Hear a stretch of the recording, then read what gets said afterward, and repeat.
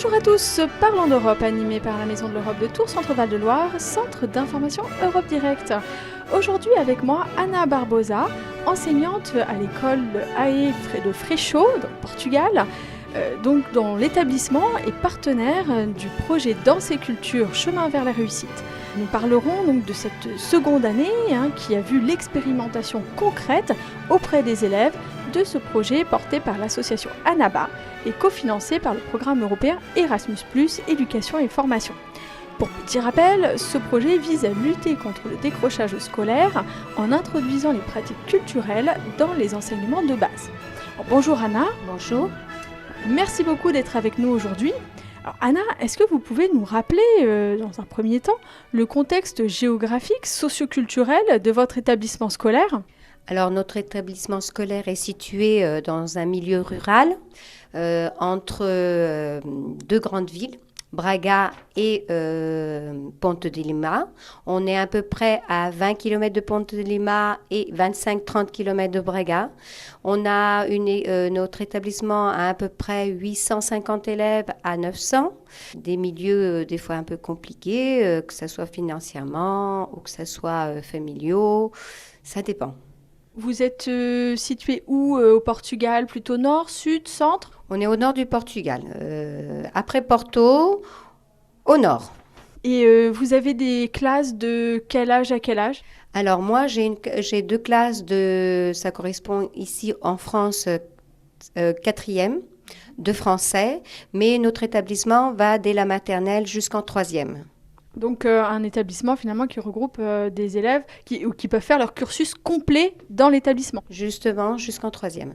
Jusqu'en troisième. Comment avez-vous travaillé pour réaliser le conte dansé dans votre établissement et avec vos élèves?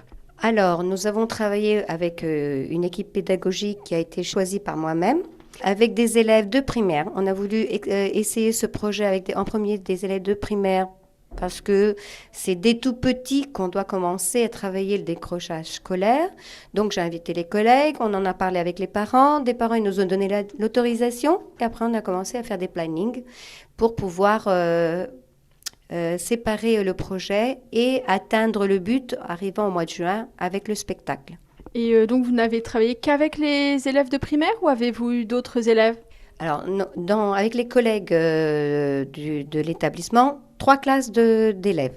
Après, moi-même, j'ai pris un groupe d'adultes avec leurs enfants, c'est-à-dire qu'il y avait le papa, la maman et les enfants de la famille. Avec ce groupe-là, on a aussi travaillé parce que c'est un groupe qui appartient à un club de familles lectrices depuis 10 ans. Et une fois que le décrochage scolaire consiste aussi à travailler avec les familles, alors on les a invités, évidemment avec l'accord de l'association ANABA. Et donc, vous avez inclus, ce groupe-là était à part ou est-ce qu'il était inclus avec les autres groupes? C'était un groupe quand même à part, parce que c'est des adultes, donc les adultes, c'est différent des élèves. Ils venaient surtout après leur travail, à partir de 6h30 du soir, et c'est là où on travaillait l'écriture du conte, on faisait les recherches, on a fait les décors, on a tout fait, jusqu'à maintenant. Et les classes de primaire et les classes de secondaire, ont-elles travaillé ensemble ou ont-elles fait des choses différentes? Non, elles ont des moments à travailler ensemble, surtout quand on avait les sorties culturelles ou alors les recherches à la bibliothèque de l'école, parce qu'il fallait qu'ils fassent des recherches, que ce soit sur la préhistoire ou un peu sur l'époque du futur. Il fallait qu'ils cherchent certains contextes pour pouvoir écrire leurs contes. Merci Anna, nous vous retrouvons après la virgule.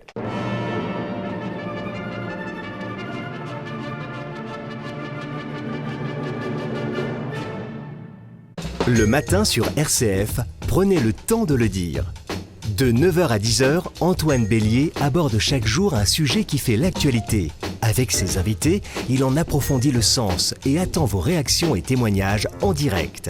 Le temps de le dire, votre émission interactive de la matinée, du lundi au vendredi, de 9h à 10h.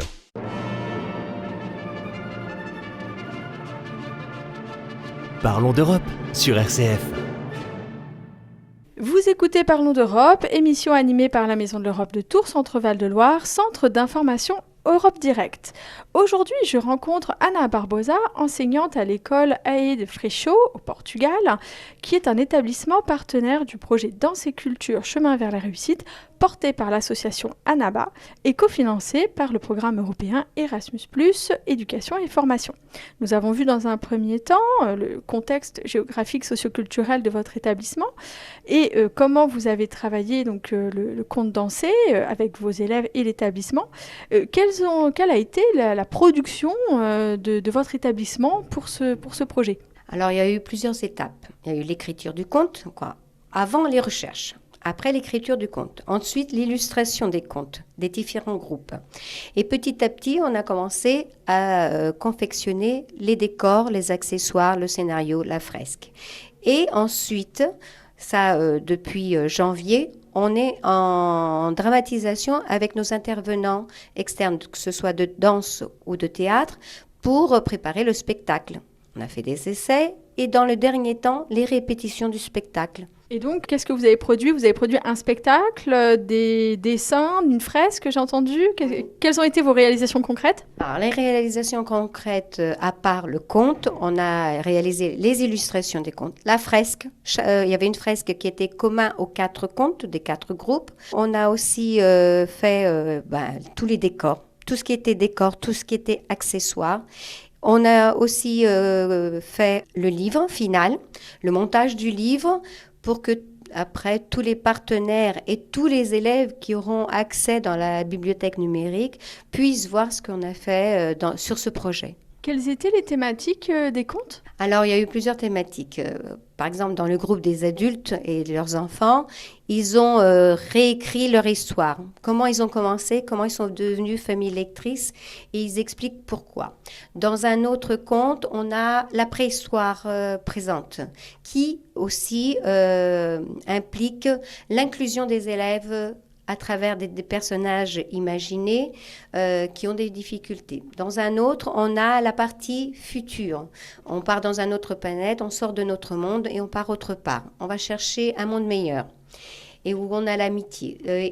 Dans le dernier conte, on a toujours présent l'amitié, on a toujours présent l'inclusion, surtout des élèves qu'on a en ce moment avec des problèmes familiaux, des problèmes financiers, des problèmes de société. Et ces thèmes-là se rencontrent toujours dans les 4 contes, mais sans jamais en parler à personne. J'ai trouvé ça merveilleux, parce que quand on les lit, les contes, ils se croisent. Ils ne se sont pas consultés, finalement, on parle toujours des mêmes problèmes, plus ou moins, dans les contes. Exactement. Chacun a cherché les thèmes, chaque groupe.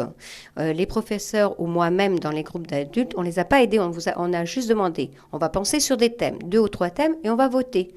Et ça s'est fait. Quand on se retrouve avec le produit final fait, on se dit, regarde, il y a l'amitié, il y a l'inclusion, il y a les problèmes, évidemment, d'apprentissage au fond. Et ça a été super, quoi. J'ai trouvé ça magnifique, venu des enfants ou même des adultes. Parce que travailler avec des adultes, c'est pas facile. J'imagine.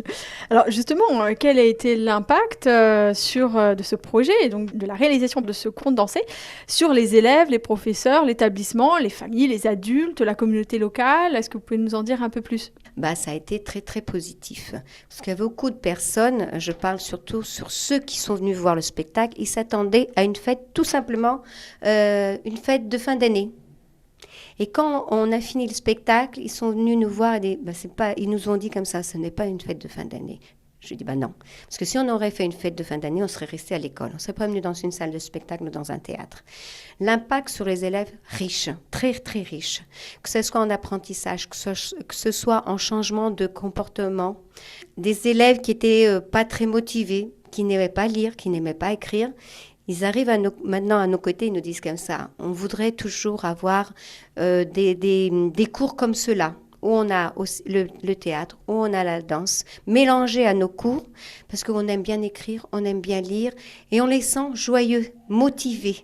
Des élèves qui ne sont peut-être pas bons dans le côté mathématique ou lecture ou portugais ou quoi que ce soit, mais ils se sont révélés du côté théâtre, du côté danse. Et ça, c'est bon. Et quand on entend un élève qui nous demande, on en veut encore plus, on veut que d'autres élèves, d'autres établissements, d'autres écoles du pays profitent de ce projet, on dit c'est pari gagné. Sur les parents, ça a aussi changé. Ils ont eu une autre vision sur le projet et sur l'école aussi. Pourquoi ? Parce qu'on les a impliqués. On les a impliqués, ils se sont sentis importants et s'ils se sont sentis importants, ils ont travaillé directement avec leurs enfants et avec les enseignants. Et ça aussi, ça a été un pari gagné. Il y a des papas et des mamans qui nous ont dit comme ça, je ne connais pas d'autres projets comme celui-ci. Il faudrait qu'il y en ait plus. Donc, je crois que l'impact a été très, très positif. Justement, vous pensez peut-être à exporter cette idée, ce projet auprès d'autres établissements partenaires ou voisins ? Pour moi, je pense que oui, évidemment. Si l'organisation coordinateur nous donne l'autorisation, parce qu'en premier, il faut attendre des réponses supérieures, si on nous dit oui, on avance. On avance et on donne la possibilité à d'autres élèves, à d'autres écoles de pouvoir l'utiliser et voir comme ça vaut la peine. Donc, impact globalement positif. Très. Merci beaucoup Anna d'avoir été avec nous aujourd'hui et d'avoir partagé donc là votre réalisation dans le cadre du projet Danse et Culture Chemin vers la réussite cofinancé par le programme Erasmus+ Éducation et Formation. C'était Parlons d'Europe, émission proposée par la Maison de l'Europe de Tours, Centre Val de Loire, Centre d'information Europe Direct. Merci et à bientôt.